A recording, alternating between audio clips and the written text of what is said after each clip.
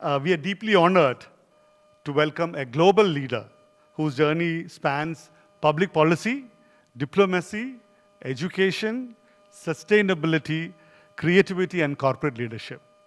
Madam Muriel Pénicaud, the former Minister of Labour, France.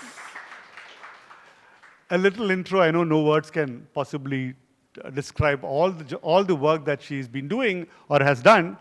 A little bit about her.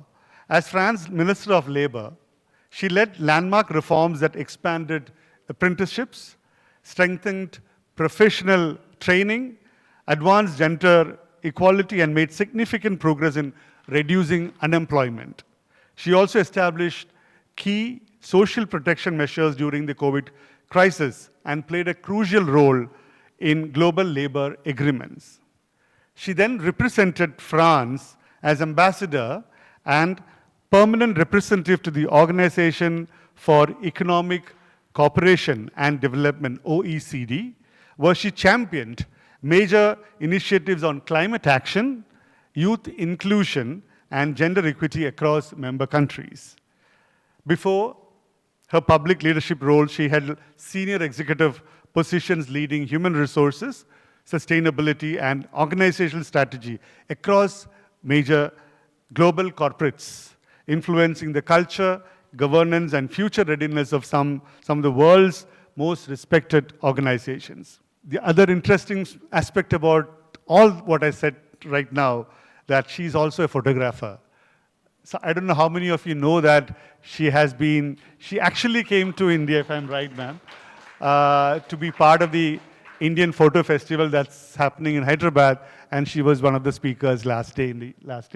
So she's a photographer, author, educator, and chair of the Sakura Foundation, a rare blend of policy maker, business leader, creator, and change maker. Madam Muriel, it's an honor to welcome you to Bava School of Entrepreneurship. Our students, mentors, and young founders are truly excited to learn from your experience, your wisdom, and your extraordinary journey. So first, thank you very much to the Bauer Entrepreneurship School and the Alliance Française for your warm welcome. But today we are going to speak of the future of work. So I will speak of the future of work as a former Minister of Labour, as a senior executive in global companies, also as a board member of several global companies, Manpower Group, and his representative is here. Yes, thank you. From Galileo Global Education, a private company that owns 60 universities across the world, and of Inetum, which is a tech company. And I'm also a senior advisor to Ben Capital Fund. So I've kept a foot in the business community where I come from, and have another foot in arts, because I think we need arts also for the future. First, because it makes life and soul better, but also because in a minute we are going to speak of the speed and scale of change of the world, and to be capable to invent the future, we need not only a good structured brain, but we need also imaginations and heart. And that is something that arts can open, it can help us to develop. So for me, it's not two different worlds. Business, politics, arts, social commitment are not different worlds. It's different phase, and we need to combine them probably to invent the future. So the future of work, I will start by one figure. 1 billion. 1 billion. What is it? 1 billion is the number of jobs according to IMF, OECD, and World Bank that should be different in 10 years from now. Either created, destroyed, or transformed. In many countries, it means 50 to 70% of the jobs in Europe, in North America. Of course, in India, not, because 90% of the jobs are in the informal economy for the moment. But it means for the 10%, which are the most educated jobs and the jobs you are preparing, it will be more than half the jobs that will change. So most of the job will be transformed because of AI and also greening transition and demography. So I will cover all these different topics. And what is new is not transformation. All people in entrepreneurship, in HR, in management are speaking of transformation all the time. There are, I don't know, 10,000 books about how to transform companies. But the speed and scale, we never saw that before. It's like with AI, we have humankind, invented a printing, steam engine, and electricity, the internet in 30 years instead of 400 years. So the speed of change and the unknown of the future is so big that we have to change the way our software, our mindset, to think how we can prepare and accompany the future. So with AI, it's very clear that we are going to make a huge progress in certain domains. Research, it's obvious. For instance, medical research, you need billions of data and many hundreds of hypotheses. You go much more quicker to simulate, and we have started to make huge progress to fight cancer and Alzheimer's disease. Thanks to AI, it will help us to change the scale. Just an example. It's very clear for research. It's very clear for productivity in offices. In what we call yesterday, we were saying it was white collars. What is new? It concerns the white collars, not the blue collars. A little bit the blue collars, more automatization. But there are a lot of automatization already in factories. And so AI will bring some more efficiency, will not change completely the game. But for all the people who have made studies, who are middle management, even upper management, who are employees, experts, accounting people, law firm people, assistant, first level of experts, this will be, AI will change the game. Because in these jobs, you need data, you need analytical process, you need transaction. Things that AI can do even better. So it means that for these jobs, the change will be big. Either AI will help them to do it better and quicker, and sometimes it will replace them. And the estimation made by many international organizations is that the AI could bring 30% of productivity, 30% more efficiency. So what do we do with that? Is it just a plus, or it means layoff? It means a change. And that is an interesting point, is that neuroscience tell us that I may make it simplistic, maybe, but simple, our brain is made of 3 parts that connect all the time, every millisecond. One is the analytical brain, the one we use to train at school.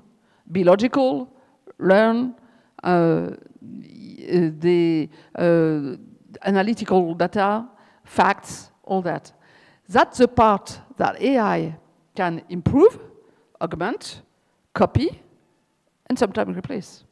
But the 2 other parts, which are these parts? The second one is the emotion and creativity part. Interesting enough, the same part, the same synapse, the same part of the brain. You cannot create without emotion. It means that. Emotion is a tool to create. Interesting for entrepreneurship. When we meet entrepreneurs, very often we say they are passionate. Passionate is not just a tool. It's a condition to create. And it's true in art, it's true in entrepreneurship. Just not because it's logical to be entrepreneur. No, you don't become entrepreneur because it's logical. You become entrepreneur because you want to create something. You want to create an enterprise. You want the adventure, you want the risk, and you want the success. So it's something about emotion. So this second part will not be replaced by AI. It can be copied. AI can tell you they love you. It's a machine. It doesn't love you. It's programmed to say, I love you.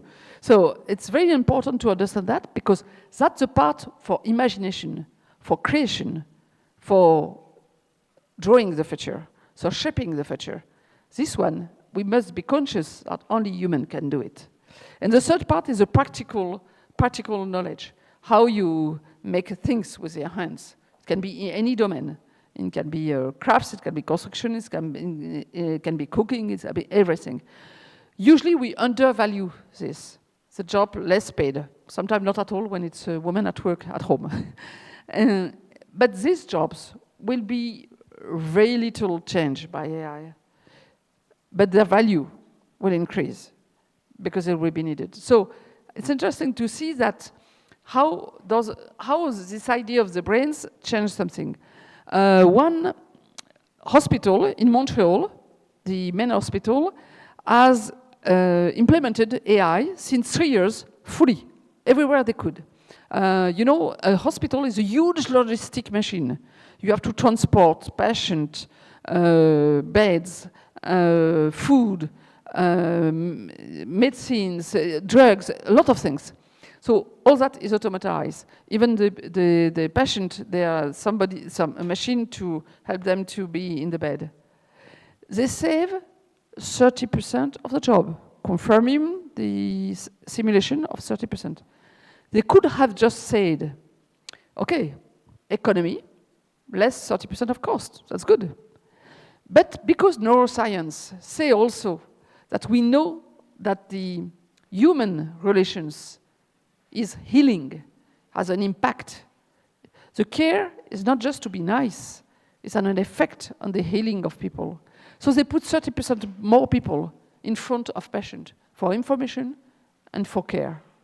Guess what?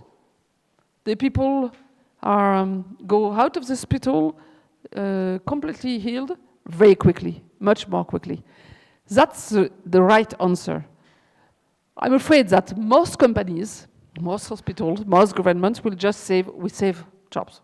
We save money by cutting the jobs. But the smarter will say, then we have time and money to create more value in another field. And we need to understand what is the human value. In an accounting system, the human resources is a cost. It's not a value. The cost, the charge. Tomorrow, we need to consider that like research as an investment.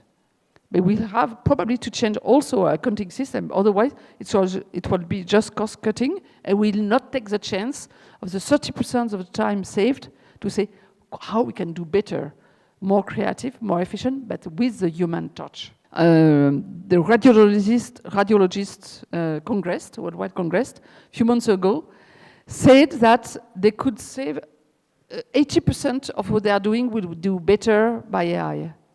80 diagnosis. Because with AI, they can see a tumor before it grows.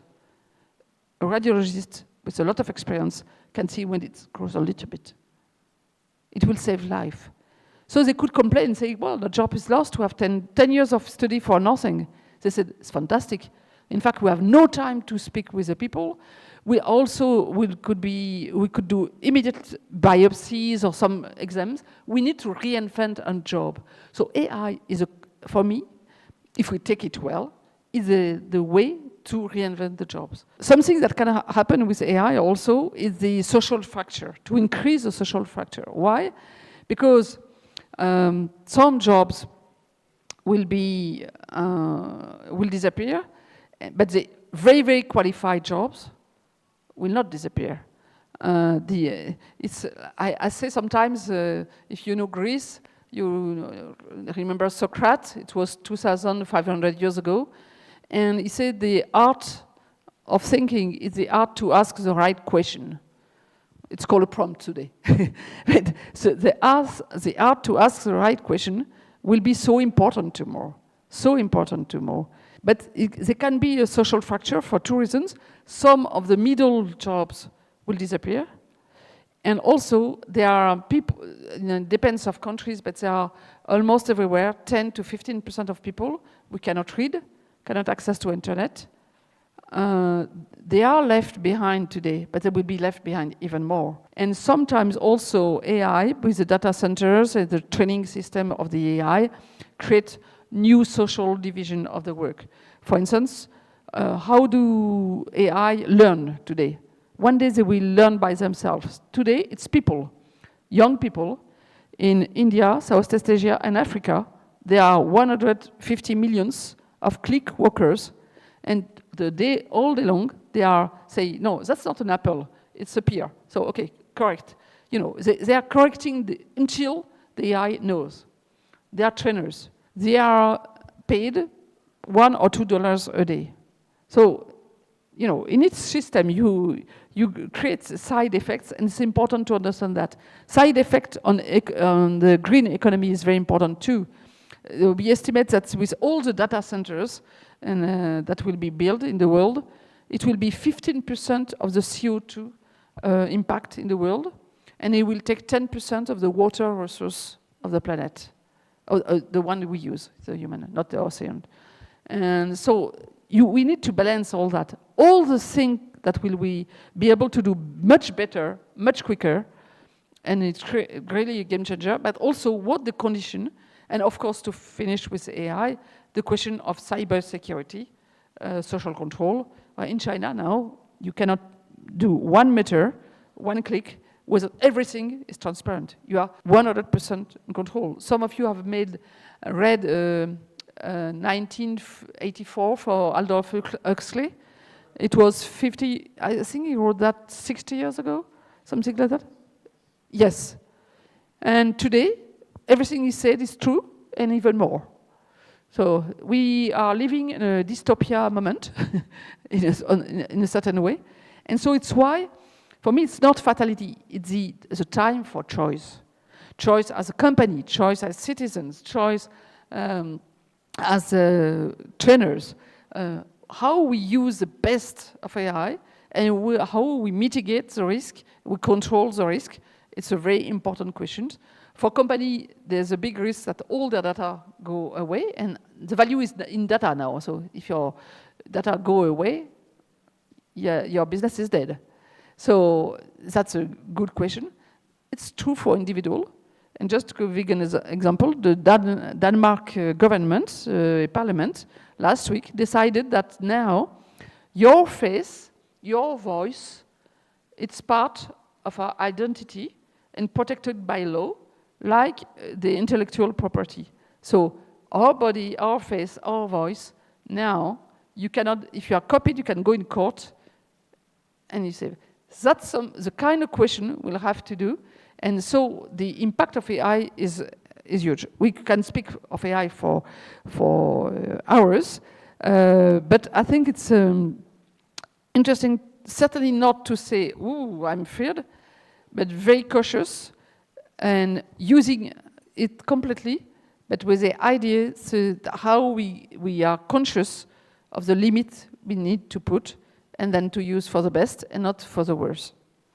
The other big wave, there are 4 big waves of transformation. First is AI, it's greening economy. So in India, it's a big thing because there are a lot, and especially Hyderabad, it's a lot of initiatives on that. It's not an easy question how to handle. I think most everybody is conscious that there are limited resources on the planet, fossil, water, fossil energy, water, a lot of things like that. But the transition is not easy. For instance, in Europe, 30% of the electricity is made with the coal.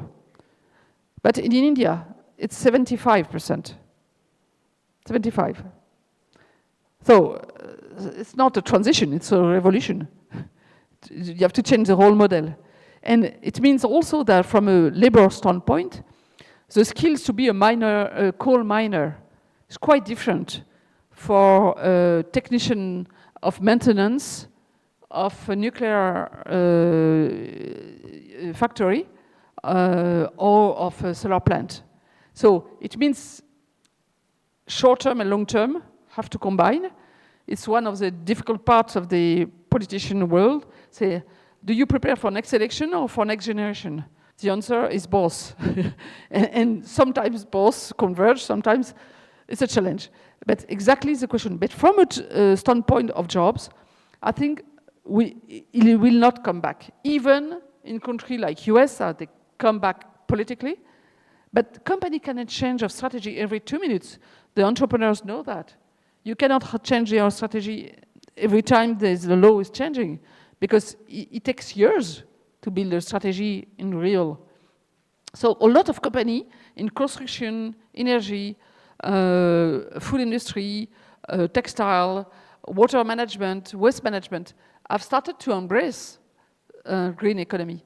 So it means changing all your raw materials up to all your customer marketing, going through all your production and supply chain system. I mean, it's not a small affair. So I think it will continue, but then AI can help also in some innovation. I'm thinking of construction. I know Saint-Gobain in India. In India, there's a process to create glass with very little footprint of CO2. It's a worldwide innovation. This kind of thing will be needed. But from a job perspective, there'll be a lot of jobs changed, destroyed, or created, like AI. When I put together AI and green transition from a skills perspective, I said it's 50 to 70% of the job of the formal economy that will change. Another way to say it, that was a WEF calculation, it's 55, 2/3 of the job of our children don't exist today. The jobs they will do. Just to give you a sense and the size of the thing. Good news for entrepreneur, if you have an entrepreneurial spirit, you will have to invent your whole life. You are not going to create a business and live with this business as it is for the rest of your life. That doesn't exist anymore. Just think from a skills perspective, 2/3 of the job that and the skills that will use our children don't exist yet. That's never happened before, never. By the way, it's a huge question for education system. How you prepare the future, but that's another conference. But the education system. But something about the skills also that trigger me to show you the speed and scale of change. I will use a study of the OECD. OECD started 30 years ago to study every year worldwide how long is relevant the professional training you have learned at university. So basically you have learned medicine, law, business, whatever, finance, whatever. How long it's lasting. 30 years ago, in average, these studies were valid 30 years. Basically, you started with your baggage of university, your journey in the professional life, and you live with it. At the end, you adapted a little bit. You could do your whole career. And the idea was you learn at university, you invest in that, and after you work. Sorry to say that, it's over, because it's changing so much. So the same study has been done every year. So now I do a little quiz. According to you, now the 30 years are no more 30 years of validity. How many years? What you learn at university will be completely valid. The professional, not if you learn Latin, but Hindi, but the professional skills. That's knowledge of a person at university. Now it's valid 2 years. Basically, when you are leaving university, part of what you have learned is already out of date. So it's a big question for university. What are you teaching? To learn all the time? Or to think that what you have learned is the truth forever? We need to learn, unlearn, relearn all the time. So 2 years.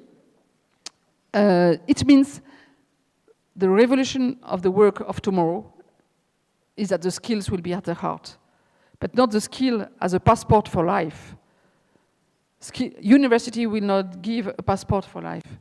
University will deliver a visa, short-term visa, and you will have to have another visa for the skills, just to get an image. So we can fear that, say, well, it's terrible. We can say also it can be very exciting, learn all the time, but what we don't know how it will be organized is how to make that happen. You know, Singapore is with Finland at the head of all the international rating for education.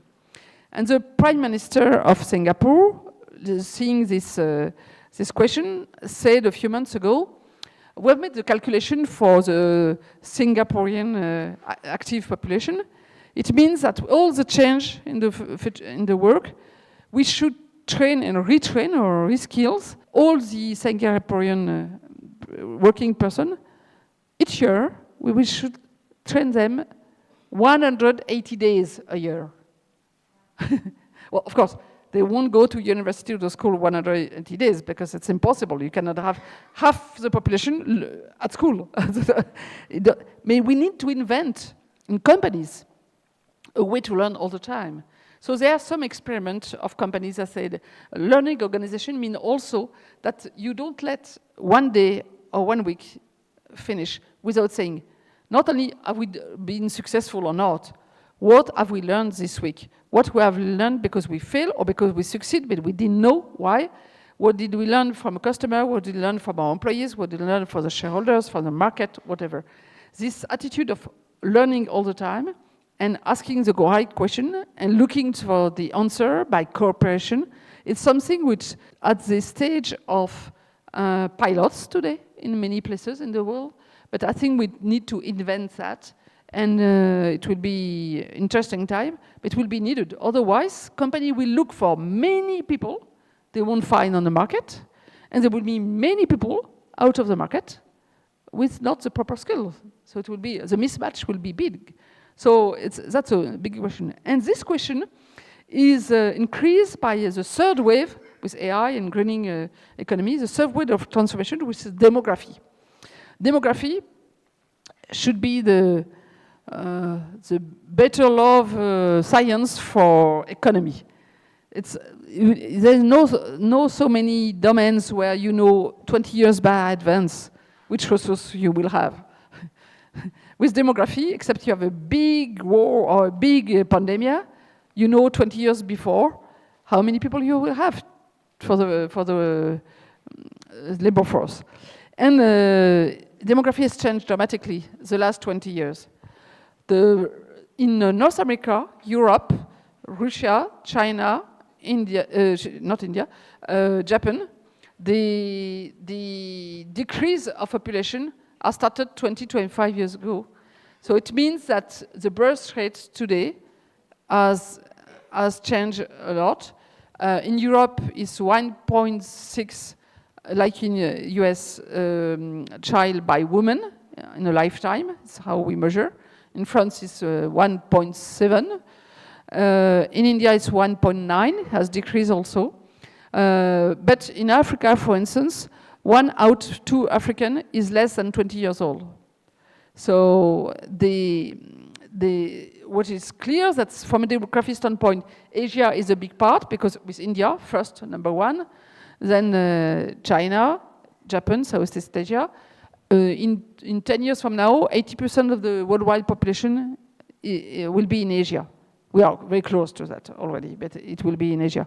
But what it means from a generation's perspective, in many countries, we have started to lack resources because the number of young people coming to the market every year, coming from the university, are much less than before already. So the game of hiring is changing. Before, hiring was selecting people.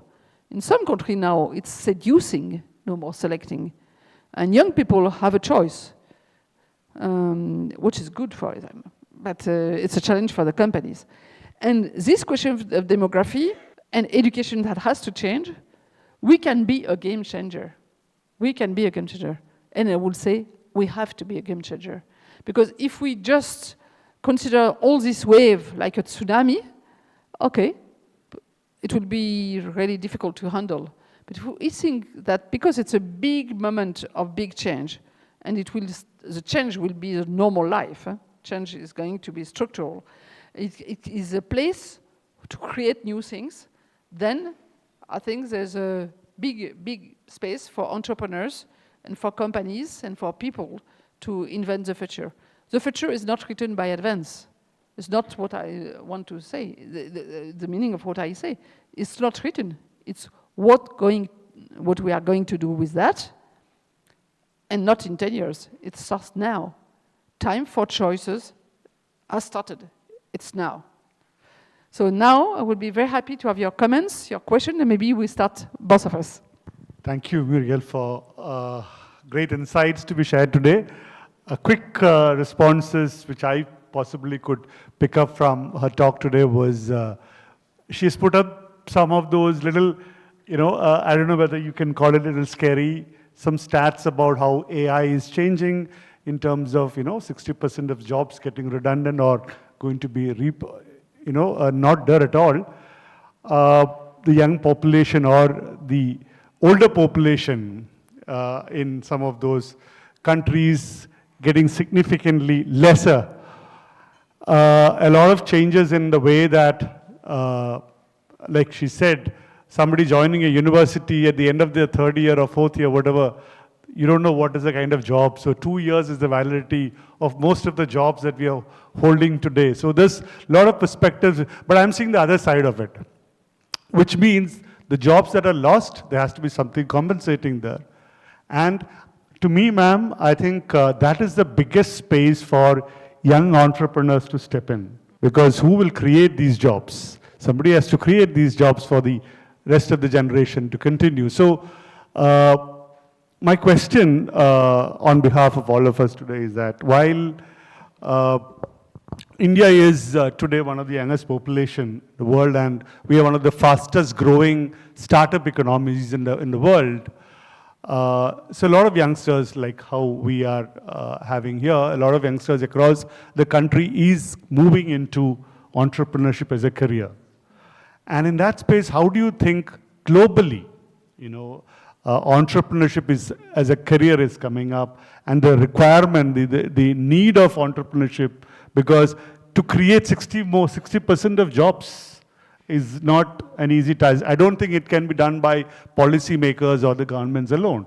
There are a lot of creators for jobs are required, probably the new age, which in our terms, we always used to say, I think this is another reality of, we always say as adults decides or advise the youngsters what the future could be and thereby, but I think those days are gone. Now, there is no more advice from the adults. It's going to be young people who are going to decide what the future, and that's going to be real now. So my question here is, globally, when entrepreneurship becomes a career for a lot of people, what are those skill sets that young entrepreneurs should keep in mind as they create their ventures? Thank you for the question. First, just to be sure I was well understood, I didn't say that 60% of job would be replaced. No, 30% can be saved or destroyed for productivity, 30%. But 30 other will be completely, will transform, will be augmented, will be improved.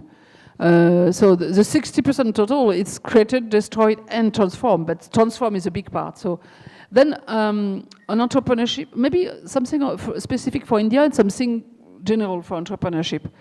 India has not only the most populated country in the world, but also, you said it, for tech, it's one of the most advanced.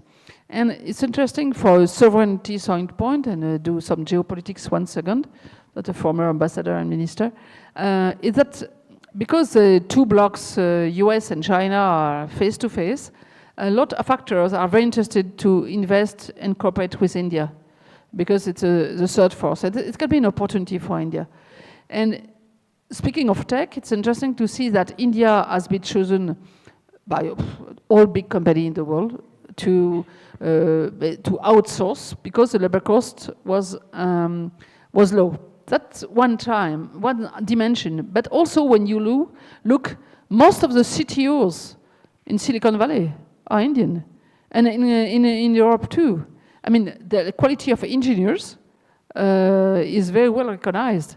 So there's I would say, data center or call centers. Call centers create quite a lot of jobs, but not very qualified, but it creates jobs. But India has also a lot of very good engineers that can help, because innovation tomorrow, and when you speak of entrepreneurship, innovation is not far. Not all of them will be, not all new enterprise will be with AI, but it will be a big part. And so the skills for entrepreneurs are probably the skills that we need for education in general, because people in this context will have to become entrepreneurs themselves. What I mean by that, to find something, yeah, you are passionate about it. I don't think you can succeed as an entrepreneur if you really don't, because it's hard work and it's risk if you are not passionate. So it's not just a brain process to say, oh, there is a need in the market, I will go there. You need to be passionate about, I will make a difference on this topic. That's very different. Second, it's curiosity. I think it's probably the most important quality of the future. A 2-3 years old child learns, not every day, every minute. Curious are everything. Sometimes our educative systems with pressure of exam, result, kill the curiosity. You don't learn to learn, you learn to get an exam, which is very different. And I think in tomorrow, we need to continue to cultivate. An entrepreneur has to have this curiosity because the market is changing. There's a new customer and a new process and a new employee to hire and a new sales force. I accept that he's doing mistake is one of the qualities that all entrepreneurs need, because most of what he will do or she will do will be mistake. Because you test, you are creating something new, so nobody knows how it works. So this humility and ability to learn, unlearn, relearn with this curiosity and this passion, it's something probably that will be useful for all kids tomorrow in the education system. But for them, entrepreneurs will be role models. So I think, of course, you have to learn a lot of technical things, but the third quality after passion and curiosity would be know what you don't know. I mean, cooperate. Sometimes entrepreneur fails because they don't accept to recognize that there are things they don't know. They try to do things, there are things they do very well. Some other fields they don't know. But they want to be courageous. Courageous is good, but cooperation is better. Find the talents, can be employees, but can be partners. You are a chief of orchestra. You are not playing all the instruments when you are an entrepreneur. It's impossible to play all the instruments. And I think that ability to cooperate, I would put at the third position. I wrote 3 pages of what could be a strategy with what the little I knew from Danone. They create the job, they hire me on the job, I wrote the job description. And I thought a company where I can change something in the organization before I come, it's made for me. Because I want to change things. I am unable to work in an environment where I have no power to transform things. That's not me. And this company had another proposal, even better on the paper, of another company, a big car company. But they just proposed me a good job in a little box. I didn't want to be in a box. I wanted to create something within a big company. And they allowed me to do it before I came. And when the first meeting with all the directors worldwide, the chairman told me, I hope you will make us progress a lot. I was young. He told me that. You imagine how you open your wings when you say that? And so either as an entrepreneur, either as looking for a job in a large or not large company, evaluate if there's place for autonomy, for impact of yourself. It's not the size that will make the difference, it's the leaders.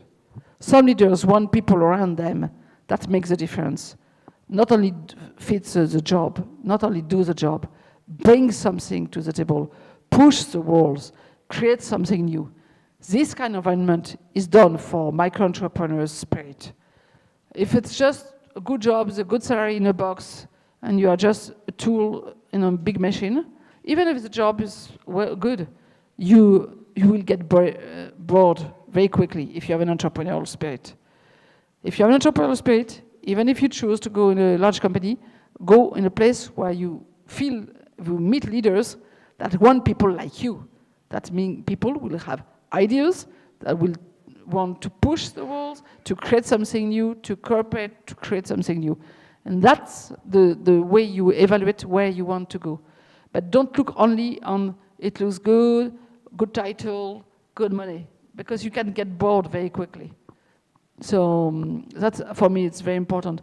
Not all are equal. So not some companies are very open, some are less. Choose a company not only because of its products or its reputation, but also for the space they want to give you. And that's a good criteria. Of course, it will not be exactly what you think, but you will, by the way, the company have been the head of human resources globally after that, after a few years, because it's a company made for my personality and vice versa. Still today, I'm a very good friend of the CEO, and I have a lot of good friends there, because there was the same spirit. That's my story. You have another story, but the story, you build your story with people, choose leaders, choose partners who have a kind of spirit. They respect autonomy, they want ideas, they want energy. The one that just want nice people that do well the job, go away and choose yourself. That's a nice way to conclude this evening's conversation. Stay away from that. There are a lot more opportunities that are coming up in the era of AI. Probably to consider AI as your co-worker is one of those to think. And some of those jobs which are about memorization may get raised very soon. But then, however, staying imaginative, staying curious, and I'm sure the world will reward those are willing to take the courage to do things. And I think all of the entire world will definitely help in terms of people who are willing to do that, take that one step of having the courage to do things. Rest will fall in place. That's the optimism that we all will carry from today's conversation. Thank you, Madam Muriel, for your time and the insightful conversations.